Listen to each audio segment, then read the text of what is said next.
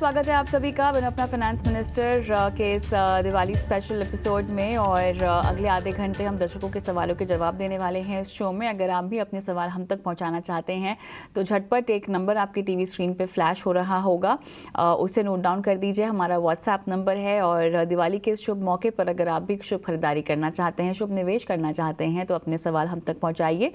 9619873567 ये वो नंबर है जहाँ पर हम आपके सवालों का इंतज़ार करते हैं। और साथ ही अगर आप हमें सोशल मीडिया पर लाइव देखते हैं, ख़ासतौर से यूट्यूब पर, तो कमेंट बॉक्स पे अपने सवाल डाल सकते हैं, क्योंकि एक लौता शो जहाँ पर हम करते हैं आपकी लाइव फाइनेंशियल प्लानिंग। शुरुआत करते हैं और हमारे साथ आज एक्सपर्ट के तौर पर जुड़ गए हैं Hemant Rustagi, CEO Wise Invest. Hemant ji, आपका बहुत बहुत स्वागत है। और दिवाली का हफ्ता शुरू हो चुका है, उसकी आपको ढेरों शुभकामनाएं सर। थैंक यू कविता, आपको भी, 18 स्वदेश की पूरी टीम और सब व्यूअर्स को भी दिवाली की शुभकामनाएं। धन्यवाद सर।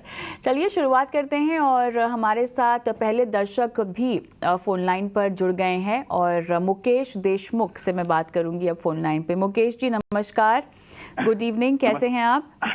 नमस्कार मैडम। नमस्कार रस्तोगी सर। मैं आपका चैनल हमेशा देखता हूं और मुझे बहुत सारा मतलब इनपुट मिलता है regarding the mutual fund investment. जी धन्यवाद मुकेश जी। मेरा प्रश्न ये है कि मुझे मेरा वाइफ का एक पोर्टफोलियो मुझे तैयार करना है। और मैंने बेसिकली मैं एक्चुअली कंटिन्यूसली मतलब थोड़ा सा आपका टीवी चैनल पे देख के ही मैंने ये कुछ म्यूचुअल फंड सिलेक्ट किए हैं जी। तो मेरा टाइम फ्रेम है 10 साल का। 10 साल में रिटायरमेंट पर्सपेक्टिव 1 करोड़ का मैं प्लान कर रहा हूँ।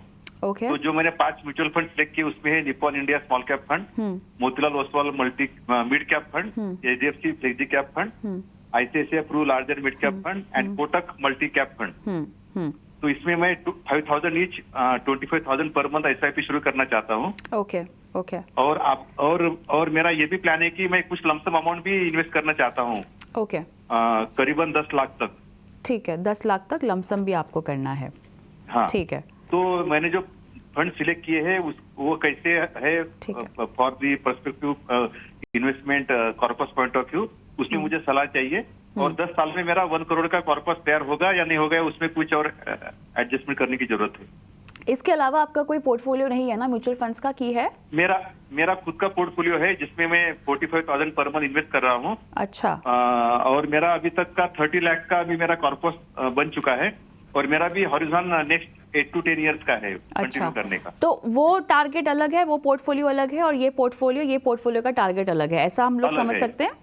अलग है, करेक्ट। ठीक है, ऑलराइट। तो काफ़ी क्लैरिटी है। और हेमंत सर, फंड्स के नाम बताए इन्होंने, मोतीलाल ओसवाल का मिड कैप, ICICI प्रू का larger mid cap, HDFC flexi cap, Nippon India small cap. 25,000 each ये कह रहे हैं कि SIP शुरू करेंगे। और इस पोर्टफोलियो से टारगेट क्लियर है 10 साल में 1 CR। Ji Kavita, I think जैसा मुकेश जी ने कहा कि 10 साल का समय इनकी वाइफ का जो पोर्टफोलियो बना रहे हैं।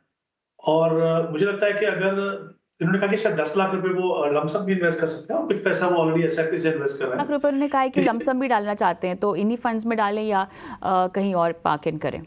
हाँ जी बिल्कुल। आई थिंक 2-3 चीजें हैं यहाँ पे। एक, अगर मैं सिर्फ SIP को कंसिडर करता हूँ तो एक्चुअली इनको 10 साल में 1 करोड़ करने के लिए करीब 45,000 इन्वेस्ट करना होगा। बट अगर इनके पास लमसम है तो ऑब्वियसली लमसम ये समय नहीं है कि आप पूरा पैसा एक साथ लगाएं, वो भी आप एज ए कॉम्बिनेशन लगाएंगे। आप कुछ पैसा लमसम लगाएंगे 30-40%, बाकी सिस्टमैटिकली लगाएंगे। तो मुझे लगता है कि एटलीस्ट उनको अगर इनकी 25,000 की SIP है तो कम से कम 10,000 की SIP तो बढ़ानी होगी। और अगर ये 10 लाख रुपए इन्वेस्ट कर रहे हैं, अगर वो लमसम नहीं करते तो 45,000 की इन्वेस्टमेंट करनी होगी। तो इस तरीके से अपने लक्ष्य तक ये पहुंच पाएंगे। इनके जो फंड्स हैं ब्रॉडली कैटेगरी वाइज अच्छे हैं। कुछ बदलाव मैं इनको रिकमेंड कर रहा हूँ, वो कंसिडर कर सकते हैं। मुझे लगता है जो कैटेगरी इनके पोर्टफोलियो में होनी चाहिए, तो इनके पास जैसे मिड कैप में देखें तो मोतीलाल ओसवाल मिड कैप है, निप्पॉन इंडिया स्मॉल कैप है। लार्ज कैप में शायद I think large and mid में ICICI है। उसकी जगह पे आप एक्चुअली देखें तो मोतीलाल ओसवाल का जो HDFC का जो फंड है लार्ज एंड मिड, वो देख सकते हैं आप। दोनों फंड अच्छे हैं, मतलब अगर वो चाहें तो वो भी रख सकते हैं, बट मैं एक और ऑल्टरनेट दे रहा हूँ आपको। फ्लेक्सी कैप में इनके पास HDFC फ्लेक्सी कैप है, रिको फंड है HSBC फ्लेक्सी कैप है। दोनों में से कोई भी, मैं इसलिए बता रहा हूँ आपको ये ऑल्टरनेट ऑप्शंस, कि अगर किसी समय पे आपको लगे कि कोई फंड अगर स्लो डाउन है तो किसको आप थोड़ा कंसिडर कर सकते हो। ऑफ कोर्स उस समय पे भी परफॉर्मेंस, उस समय पे पोर्टफोलियो देखना होगा, बट मुझे लगता है कि ये 2 फंड्स हैं और एक मल्टी कैप फंड अपने पोर्टफोलियो में आप शामिल कीजिए। मुझे लगता है कोटक मल्टी कैप अगर आप रखें अपने पास तो वो एक अच्छा रहेगा। तो ये 5 फंड मिला के आप 45,000 इन्वेस्ट कर सकते हैं। बट अगर जैसा मैंने कहा कि अगर आप वहां पे लमसम डाल रहे हो तो फिर ये एसआईपी का अमाउंट थोड़ा कम हो जाएगा। ऑलराइट मुकेश जी, और कोई सवाल आपने पूछना है हेमंत जी से? Okay, thank you madam, thank you. All the best. चलिए आगे बढ़ते हैं और अगला सवाल हम लेंगे अमित का। Amit, good evening.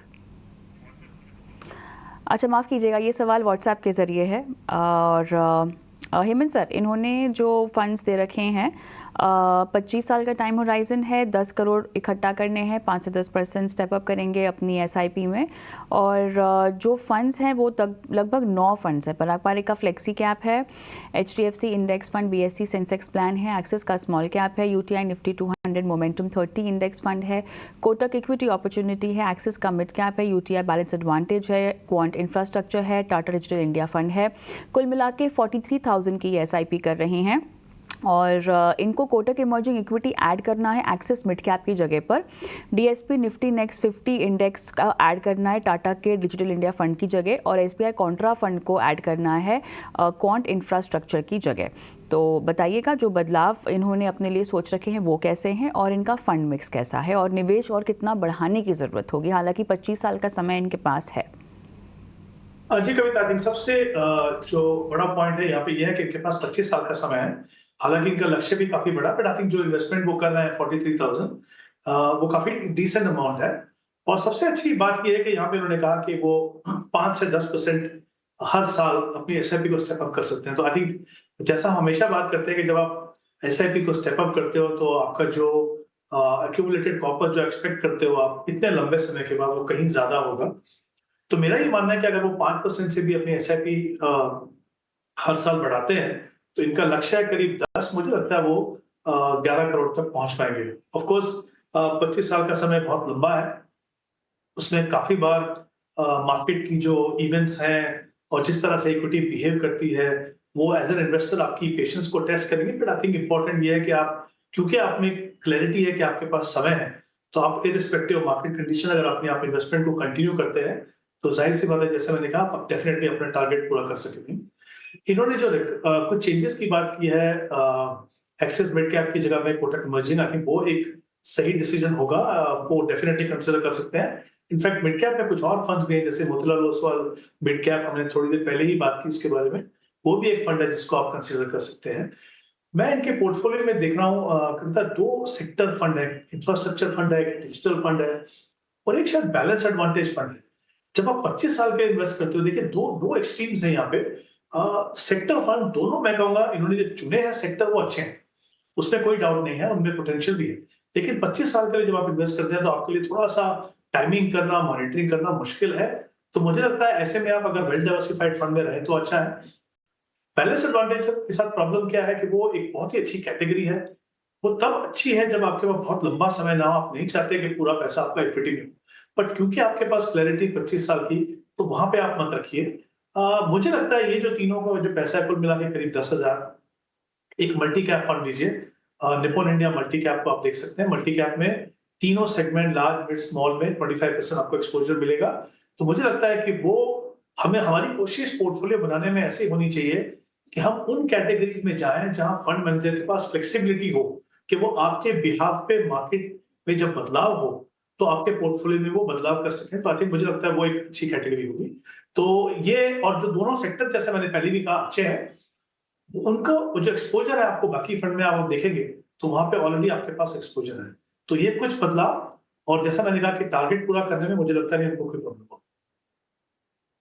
के साथ एक छोटा सा ब्रेक लेते हैं, और ब्रेक पर जाएं उससे पहले आपको हम नंबर फ्लैश करके दे रहे हैं आपके स्क्रीन पर। व्हाट्सएप नंबर है, नोट डाउन कर लीजिए। एक ब्रेक लेते हैं, ब्रेक के उस पार आपकी फाइनेंशियल प्लानिंग का ये सिलसिला जारी है।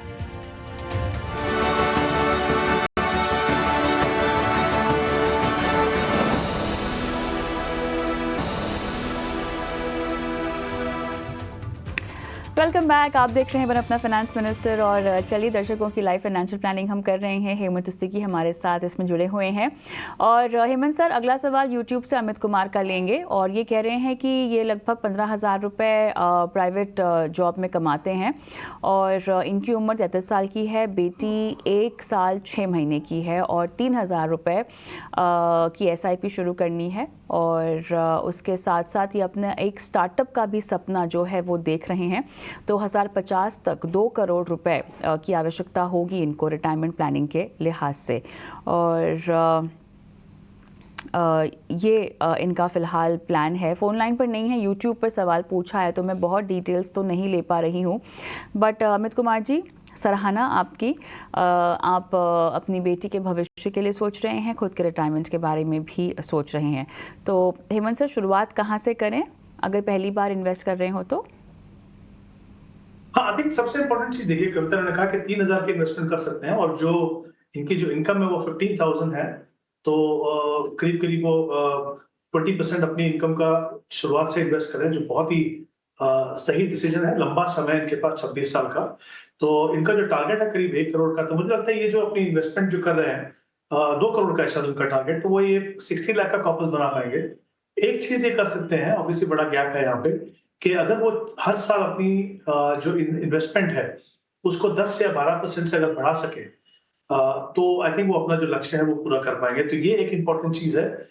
इससे 2 चीजें होंगी, एक तो आपका कॉर्पस बड़ा होगा, दूसरा जो हम हमेशा कहते हैं कि आपके इन्वेस्टमेंट प्रोसेस में और सेविंग प्रोसेस में डिसिप्लिन हो और आपकी बढ़ती इनकम का कुछ हिस्सा इन्वेस्टमेंट में आए, तो ये दोनों चीज जो है वो स्टेप अप SIP से ये अचीव कर पाएंगे। तो ये इनको करना है। अब क्योंकि इनका जो इन्वेस्टमेंट है वो 3,000 है, मुझे लगता है कि जैसे मैंने पहले भी कहा कि ऐसे फंड कैटेगरीज में जाइए जो वेल डाइवर्सिफाइड हो और जहां पे फ्लेक्सिबिलिटी हो फंड मैनेजर के पास कि वो डिफरेंट सेगमेंट की जो एलोकेशन है उसको चेंज कर सकें। तो मुझे लगता है 2 फंड से शुरुआत कर सकते हैं ये। एक मल्टी कैप फंड, जैसे हमने बात की कोटक मल्टी कैप फंड, वो देख सकते हैं, और एक मोतीलाल ओसवाल का लार्ज एंड मिड, जहां पे मिनिमम एक्सपोजर दोनों सेगमेंट में 35% है और बाकी जो फंड मैनेजर की डिस्क्रिप्शन है। दोनों ही फंड अपनी कैटेगरीज के बेहतरीन फंड है, तो उनको आप कंसिडर कीजिए, शुरुआत कीजिए और इसी में ही आप कुछ समय तक अपनी जो इन्वेस्टमेंट को बढ़ाते रहिए जब तक वो एक ऐसे साइज में नहीं पहुंच जाए पोर्टफोलियो कि मे बी आप 1 या 2 फंड और आगे रखे ऐड कर सकते हैं। बट आई थिंक शुरुआत में कुछ सालों के लिए ये दोनों फंड इनके लिए बिल्कुल ठीक है।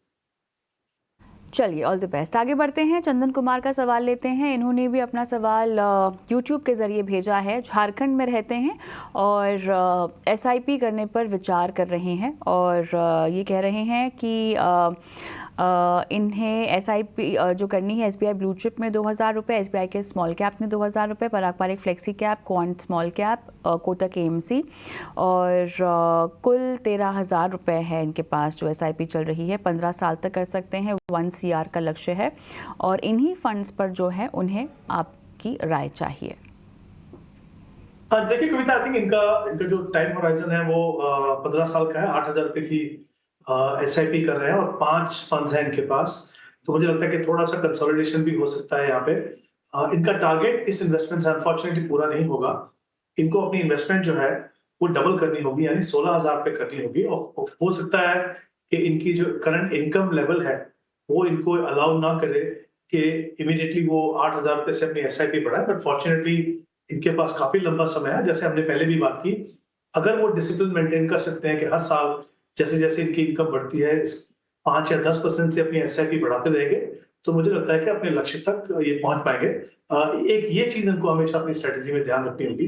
दूसरा, मुझे लगता है कि अगर आप पोर्टफोलियो को देखें तो उसमें 2 स्मॉल कैप फंड है, एक थीमेटिक फंड है, टोटल तो मुझे लगता नहीं कि ये 8,000 की SIP में इस तरह के एक्सोटिक फंड, इस तरह के फंड जिसको मॉनिटर करना बहुत मुश्किल हो, वो इनके पोर्टफोलियो में होने चाहिए। तो मुझे लगता है कि एग्जिस्टिंग में से जो फ्लेक्सी कैप है उसमें 2,000 इन्वेस्ट करना है वो रख सकते हैं। और 2 फंड हमने जैसे अभी भी बात की, इससे पहले वाले सवाल में भी, multi cap fund Kotak multi cap देख सकते हैं 3,500 और एक Motilal Oswal large and mid 2,500। तो ये 3 फंड हमने कोशिश की, एक फ्लेक्सी कैप जहाँ पे लार्ज कैप ओरिएंटेड और कुछ पैसा आपका यूएस मार्केट में भी है, एक मल्टी कैप फंड जहाँ पे तीनों सेगमेंट है, और एक लार्ज एंड मिड जहाँ पे लार्ज एंड मिड यानी हिंदुस्तान की जो टॉप 250 कंपनीज है उनमें आपका इन्वेस्टमेंट होता है। तो ये इस तरह से पोर्टफोलियो को थोड़ा कंसोलिडेट कीजिए, आई एम श्योर। और जैसे मैंने कहा कि अगर आप ये डिसिप्लिन रख के अपनी इन्वेस्टमेंट को बढ़ा सकते हैं करीब 5 या 10% से, तो डेफिनेटली अपने लक्ष्य तक पहुंच पाएंगे। नहीं है, लेकिन मेरे पास समय समाप्त हो चुका है आज के लिए। बहुत बहुत धन्यवाद आपका, आपने समय निकाला और दर्शकों की लाइफ फाइनेंशियल प्लानिंग की आज। और इसी नोट पर हम दर्शकों को छोड़े जा रहे हैं हमारे आज के व्हाट्सएप नंबर के साथ। अपने सवाल अगर आप हम तक पहुंचाना चाहते हैं तो अपने सवाल डिटेल तरीके से भेज सकते हैं व्हाट्सएप पर। 9619873567 हमारा व्हाट्सएप नंबर है। और अगर आप चाहें तो सोशल मीडिया पर अगर हमें लाइव देख रहे हैं तो आप यूट्यूब पर अपने सवाल कमेंट बॉक्स में छोड़ सकते हैं। आपके सवाल हम वहां से भी शो में शामिल करते हैं। इन्वेस्टमेंट अब तक कहाँ पर है, कितने सालों तक करना चाहते हैं आप, के फाइनेंशियल गोल्स क्या है, ये तमाम सवाल आप पूछ सकते हैं। सिर्फ निवेश ही नहीं, इंश्योरेंस, क्रेडिट कार्ड या अपने लोन के बकाये स्ट्रैटेजी को लेकर कोई जानकारी चाहते हैं, मदद चाहते हैं हमारे एक्सपर्ट से, तो वो सवाल भी आप पूछ सकते हैं इस शो पर। नमस्कार।